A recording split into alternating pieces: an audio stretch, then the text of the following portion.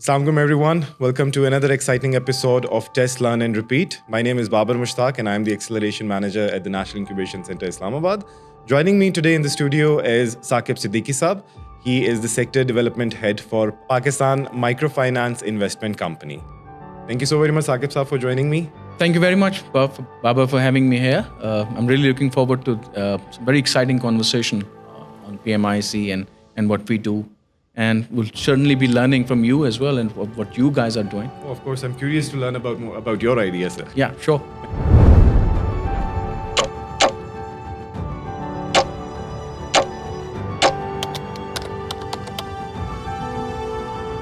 So, what motivated you for the development of the credit scoring model for the Pakistani microfinance sector? I mean, whenever you go out for having a loan from the banks or any of the corporations, it's a very lengthy procedure. A lot of documentation is involved. Plus, we don't really get to have a credit scoring system in Pakistan the way we have in US or in other parts of the world. So, how are you filling this gap with your credit scoring methodology? So one thing that we observed around the world that credit delivery is changing now. So initially it used to be a lot of human interaction, credit officers going to the field and interacting with clients, and so that's very important still.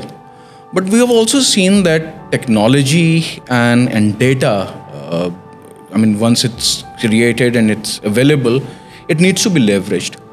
A lot of these organizations, they develop their own credit models, they have their own risk management systems, and a lot of the work is pretty repetitive in nature. And it relied a lot on credit officers' assessment of client. So we felt that at times there was no objectivity in that. Right. And that is why we thought that perhaps if we can bring in technology that can leverage data over the years that have been available for organizations, we could cut down on the time it takes for credit decisioning, make it more efficient, make it more intuitive in terms of relying on past sort of experiences of organizations, how their credit behavior of clients is recorded. So we thought and also a lot of these organizations had developed their own models, but they relied more on data from their clients only. So we thought that perhaps if we can bring in a system that allows data from several institutions to combine and then use that to facilitate the credit decisioning per se.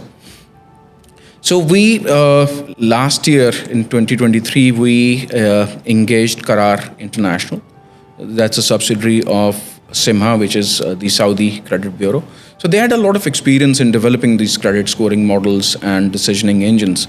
They had worked in Middle East and in Africa. African countries as well. And also they had worked with commercial banks in Pakistan. So we thought the experience that they had in developing those models, that could come in handy to deliver a credit scoring model focusing on microfinance clients. Right. So we worked with them in developing that model. So we engaged about 6-7 borrowers that were borrowing from us to work with them, provide them data, and help them design that model. So that model really looks after 6-7 different elements of the credit process. They look at the client's character, it looks after its capacity, its business, collateral, economic conditions that they work in, the products that is being offered, which segment of business that they're catering to. There are indicators related to that. So a lot of data involved. So a lot of data involved, both past data and also now we're at a stage where these organizations are putting in live applications in there. So that model is typically in the learning phase at the moment, where it's just building those scores, and as we move along and once more data comes into it will be able to give out more accurate results. So the idea really was to allow clients that have borrowed for 3-4 cycles not having to go through that entire cycle of credit officer going there and doing the same sort of assessment. Use the past, so use whatever information that we can get out of that data and be able to predict client behavior. Perfect. Data has always been a problem in Pakistan. How do you work on standardization of data when you already have very limited sources for data extraction? I mean, how does that part work for you? I mean, that was a major challenge because I'm sure. It's been a challenge across the board. When we started getting data, I think a lot of time that we had to spend was on cleansing it, making it standardized, because every institution have their own terminologies. Every institution looks at the same variable differently. So how to bring that together? So that's where I think the expertise that we had with Qarar and the support that we got from our borrowers came in handy. So we developed standardized forms that can extract data from their systems, cleanse it, use it in a manner where all the sort of anomalies and outliers could be taken off.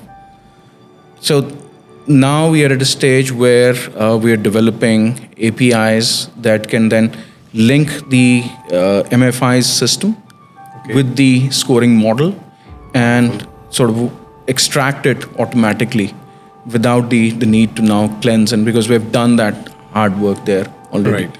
So with that, it would become a lot quicker, a lot more easier for institutions to share data.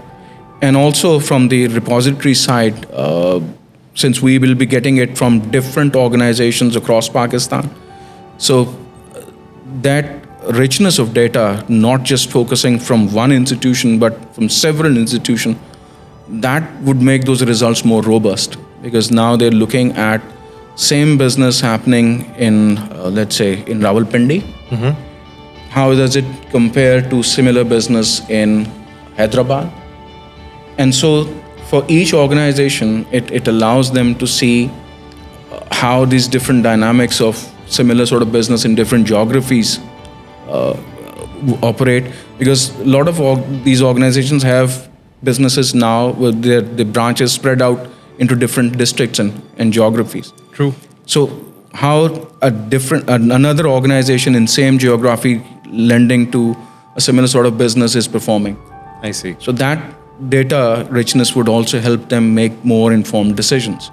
Wonderful. So that's the advantage that we see with this sort of model now becoming available. We invested about 25 million rupees in helping Qarar to develop this model. So that's the investment PMIC makes every year for these sort of initiatives, which we call Microfinance Plus. And we have a challenge fund also that allows new entrants in the market to develop these sort of models and test them across the sector. Interesting. Very interesting.